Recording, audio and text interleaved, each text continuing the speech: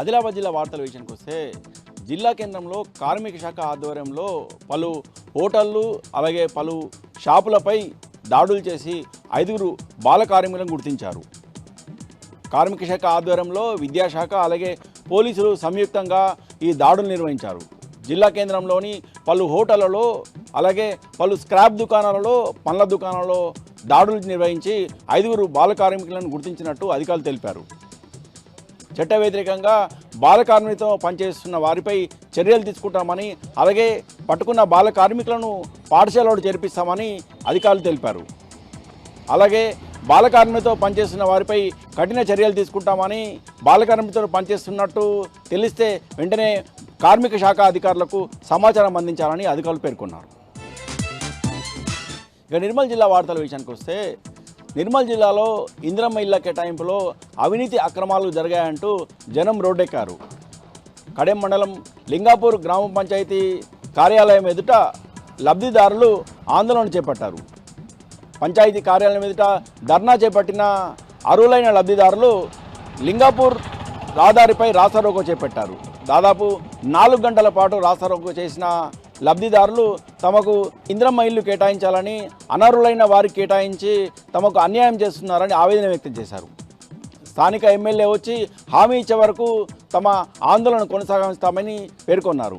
4 గంటల పాటు ధర్నా రాస్తారోకో చేపట్టిన లబ్ధిదారులు ఇప్పటికైనా ప్రభుత్వం స్పందించి వెంటనే అర్హులైన వారందరికీ ఇందిరమ్మ ఇల్లు కేటాయించాలని డిమాండ్ చేశారు. ఇక మరో వార్త విషయానికి వస్తే బైన్సా మండలం చుచుందు గ్రామంలో రేషన్ బియ్యం పంపిణీ చేస్తుండగా క్యూలో నిల్చున్న లబ్ధిదారులు ఒకరినొకరు తోచుకోవడంతో పలువురికి స్వల్ప గాయాలయ్యాయి. జిల్లాలో రేషన్ బియ్యం పంపిణీ పూర్తిగా అసహ్యంగా తయారైంది. ఈరోజు ఉదయం నుంచి కూడా రేషన్ దుకాణం ఎదుట క్యూలో నిలబడిన లబ్ధిదారులు తోపులాట చేసుకున్నారు. దీంతో 4 గాయాలు కాగా వారిని ఆసుపత్రికి తరలించారు.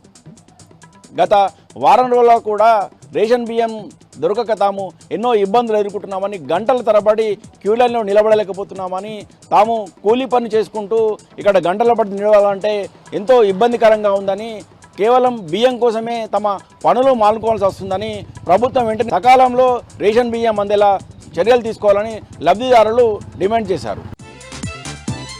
ఇక మరో వార్త విషయానికి వస్తే నిర్మల్ జిల్లాలో చైన్ స్నాచర్లు రెచ్చిపోయారు. నిర్మల్ పట్టణంతో పాటు బైన్సా పట్టణంలో మాయమాటలు చెప్పి 2 మహిళల వద్ద నుంచి బంగారు గొలుసులను లాక్కెళ్లారు. నిర్మల్ పట్టణంలోని శాస్త్రీనగర్లో లక్ష్మి అనే వృద్ధ మహిళలకు మాయమాటలు చెప్పి 2 తులాల బంగారు గొలుసును లాక్కెళ్లారు.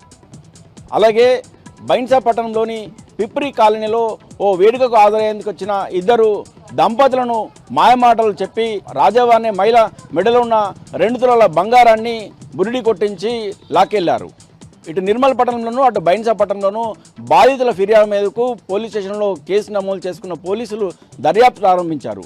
అయితే ఎవరు కూడా అపరిచితులను నమ్మరాదని, అపరిచితులు ఎవరైనా మాయమాటలు చెప్తే వారి మాటలు వినవద్దని, అనుమానం ఉంటే ఖచ్చితంగా స్థానిక పోలీసులకు సమాచారం అందించాలని సందర్భంగా పోలీసులు ప్రజలను విజ్ఞప్తి చేశారు.